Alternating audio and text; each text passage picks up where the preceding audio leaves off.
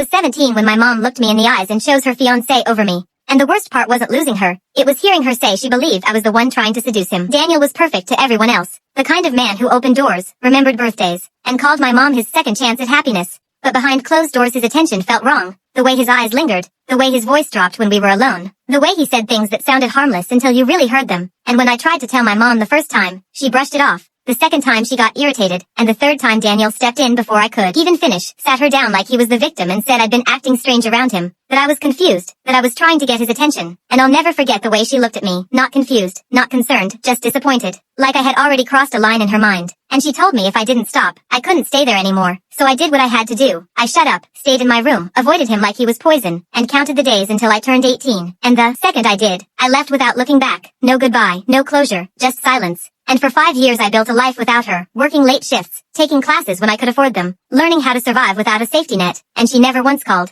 Not on my birthday, not on holidays, nothing, like I had never existed. Until one night my phone lit up with her name at 2 a.m. and I almost didn't answer, but something in me did, and all I heard was her crying, barely able to breathe, saying over and over, he took everything. And when I drove back the next morning, the house felt hollow, like it already knew it was about to be lost, and she looked smaller somehow, like life had finally caught up to her. And that's when I found out Daniel hadn't just lied, he had been forging her signature for years.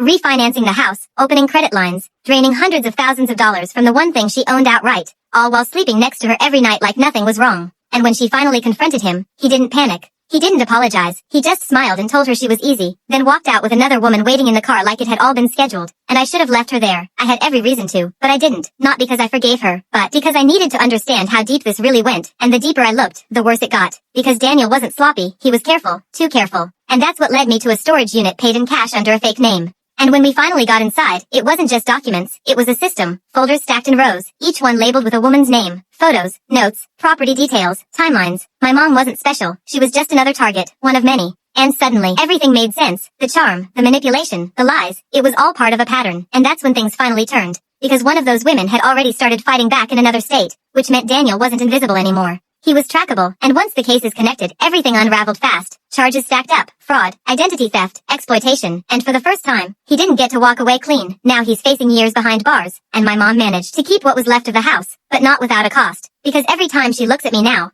there's this silence between us, heavy and permanent, not just because of what he did, but because she knows the truth was standing right in front of her years ago, trying to be heard, and she chose to believe the wrong person. For more stories like this, make sure to subscribe. Thank you.